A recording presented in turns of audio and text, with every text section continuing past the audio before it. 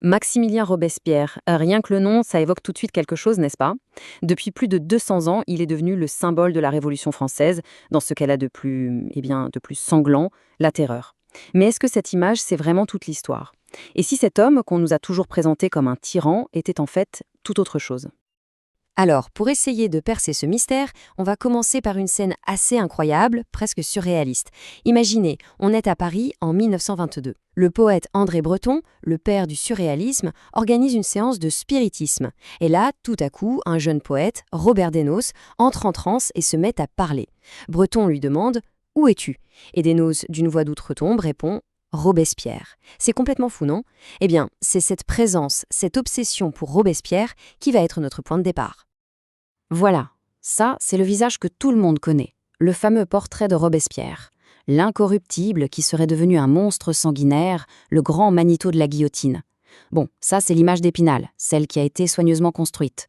Sauf que, une autre lecture des événements, une autre interprétation, suggère que derrière ce portrait se cache une réalité bien plus complexe, et peut-être même l'une des plus grandes manipulations de l'histoire de France. Rien que ça. Alors voilà, avant même de parler de l'homme, il faut qu'on s'attarde sur le symbole. Parce que Robespierre, ce n'est pas juste un personnage de livre d'histoire, c'est devenu une véritable énigme. Une énigme qui n'est toujours pas résolue. Le truc, c'est que son héritage est tellement contesté, qu'il a dépassé sa propre personne. Il est devenu une idée, presque une force, que les gens encore aujourd'hui s'approprient ou combattent. Victor Hugo disait que la Révolution, c'était comme un pas immense qui nous a fait entrer dans une terre inexplorée. Eh bien, Robespierre, il est planté au beau milieu de ce territoire inexploré. Et c'est précisément pour ça que son fantôme continue de nous hanter, de nous questionner. Bon, maintenant, pour bien saisir cette autre histoire, cette contre-narration, il faut d'abord qu'on pose les bases du récit dominant. Vous savez, celui qu'on a tous plus ou moins appris à l'école. Alors là voilà, cette fameuse légende noire. L'histoire est simple, elle est efficace. C'est celle d'un petit avocat de province qui devient le grand méchant loup de la Révolution, le maître absolu d'un régime de terreur et qui envoie tout le monde à la guillotine, amis comme ennemis, juste pour satisfaire sa soif de pouvoir. C'est une belle histoire, non? Le problème, c'est que c'est la version écrite par ses vainqueurs. Et quand on se penche vraiment sur les faits, eh bien, il raconte une toute autre chanson. Et c'est là, vraiment, que se trouve le nœud du problème. L'argument central, celui qui change toute la perspective, c'est que Robespierre n'a pas créé la crise, il n'a fait qu'y réagir. Et ça change tout. En 1792, la France est complètement déchirée. D'un côté, on a les Girondins. Eux, ils représentent la grande bourgeoisie d'affaires. Et qu'est-ce qu'ils veulent? La guerre. La guerre à tout prix. Mais attention, pas pour libérer les peuples d'Europe, hein. Non. Pour faire du business, pour s'enrichir, pour étendre les frontières. Et de l'autre côté, on a les montagnards, avec Robespierre en tête de file. Eux, ils sont farouchement contre. Pourquoi? Parce qu'ils voient bien que la France est fragile, que cette guerre va juste affamer le peuple et mettre toute la Révolution en danger. Et cette citation de Brissot, un des leaders girondins, elle est juste hallucinante. Elle dit tout, sans aucun filtre. C'est bien eux qui déclenchent la guerre contre l'Autriche puis la Prusse, et c'est à cause de leur politique ultra-agressive que toute l'Europe finit par se liguer contre une France qui est déjà au bord du gouffre. C'est ça le point crucial à comprendre. La terreur, elle ne sort pas du cerveau de Robespierre. Elle est la conséquence directe de cette situation absolument désespérée. Et Danton dans tout ça? Ah, Danton. L'histoire officielle en a fait une sorte de héros modéré, le bon vivant, l'opposé du rigide et austère Robespierre. Sauf que, quand on fouille dans les archives, le portrait est beaucoup plus sombre. On découvre un homme accusé de s'être gavé sur le dos de la guerre, d'avoir pillé la Belgique, d'avoir couvert des escrocs. En fait, il incarne parfaitement cette politique du chacun pour soi, où l'intérêt personnel passe avant tout. Et c'est précisément ça que Robespierre combattait de toutes ses forces. Ok, on a beaucoup parlé de ce contre quoi Robespierre et ses alliés se battaient. Mais maintenant, voyons un peu ce qu'ils essayaient de construire. Parce que derrière le chaos de la guerre et de la terreur, il y avait un véritable projet. Un projet politique et social qui, pour l'époque, était d'une modernité absolument incroyable. Le cœur de leur projet, il est là. Pour Robespierre, la liberté, c'est bien joli, mais ça ne sert à rien si on meurt de faim. C'est aussi simple que ça.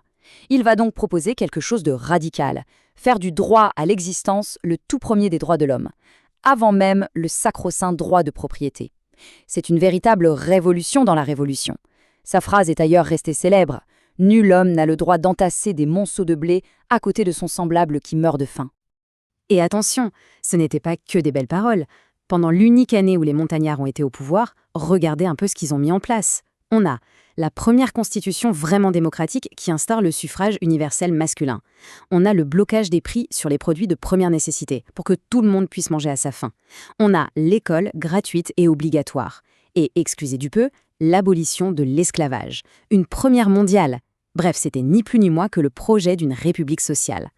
Alors, la question qui tue, si ce projet était si avancé, si populaire, comment est-ce que ça a pu se terminer comme ça, dans un bain de sang, avec la tête de Robespierre au bout d'une pique?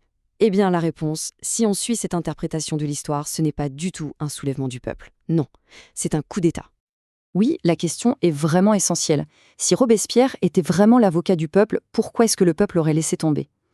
La réponse, c'est que le peuple ne l'a pas abandonné. En réalité, ceux qui voulaient sa peau, ce n'étaient pas les sans-culottes de Paris, les militants de base de la Révolution, non, non.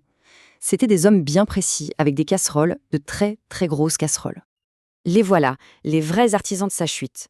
Leurs noms, Carrier, Fouché, Tallien, Barras, des types qui avaient été envoyés en Provence comme représentants et qui s'étaient comportés comme des tyrans, se livrant à des massacres, à des pillages, d'une violence inouïe. Robespierre, quand il a appris ça, il était horrifié. Il les a fait rappeler à Paris pour qu'ils s'expliquent. Il faut bien comprendre que pour ces hommes-là, faire tomber Robespierre, ce n'était pas de la politique, c'était une question de survie. Et ce témoignage de Charlotte Robespierre, sa propre sœur, il fait froid dans le dos. Elle décrit une confrontation face à face où Robespierre balance à Fouché toutes les horreurs qu'il a commises à Lyon. Apparemment, Fouché était livide, terrorisé. Il a compris à ce moment-là que s'il ne faisait rien, il était fini. C'est là qu'il est devenu, dans l'ombre, le véritable cerveau de la conspiration qui allait mener à la chute de Robespierre. Et les conséquences de leur coup d'État? Eh bien, elles sont immédiates et radicales. Regardez, une fois Robespierre éliminé, les thermidoriens, comme on les appelle, ils vont démanteler méticuleusement tout ce qui avait été construit. Hop, on abolit le contrôle des prix, résultat de nouvelles famines. Hop, on supprime l'école gratuite. Et bien sûr, on remplace le suffrage universel par un vote réservé aux riches. En clair, la révolution sociale est morte et enterrée. C'est le début de la révolution des propriétaires. Mais pour justifier leur coup, pour que ça passe, il leur fallait un coupable idéal, un bouc émissaire parfait. Et qui de mieux qu'un homme mort qui ne peut plus se défendre? Ils ont donc tout simplement rejeté sur Robespierre tous leurs propres crimes. Les massacres de Carrier à Nantes? La faute de Robespierre. Les fusillades de Fouché à Lyon? La faute de Robespierre. La terreur dans son ensemble? L'œuvre du dictateur Robespierre. C'est comme ça qu'ils ont réécrit l'histoire. Une histoire qui, évidemment, les arrangeait drôlement bien. Et pour finir, on peut laisser le dernier mot à Gracchus Babeuf, un des premiers penseurs communistes. Ce qui est intéressant, c'est que lui, au début, il critiquait Robespierre. Mais après sa mort, il a compris ce qui s'était vraiment passé. Et voilà ce qu'il a écrit. Le robespierrisme, c'est la démocratie. Pour lui, les deux mots étaient identiques. C'est une affirmation radicale, bien sûr, mais qui nous laisse avec une question vertigineuse. Et si le monstre sanguinaire de nos livres d'histoire était en réalité le premier grand défenseur d'une république authentiquement sociale? La question, plus de 2 siècles après, reste entière.